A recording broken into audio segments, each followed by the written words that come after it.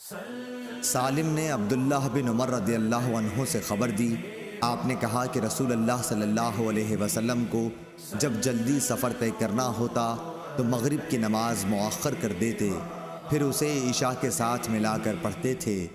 सालिम ने बयान किया कि अब्दुल्लाह बिन उमर रदियल्लाहु अन्हु भी अगर सफ़र सुरअत के साथ तय करना चाहते तो इसी तरह करते थे। मगरिब की तकबीर पहले कही जाती और आप 3 रकत मगरिब की नमाज पढ़कर सलाम फेर देते। फिर मामूली से तवक्कुफ़ के बाद इशा की तकबीर कही जाती और आप उसकी 2 रकतें पढ़कर सलाम फेर देते।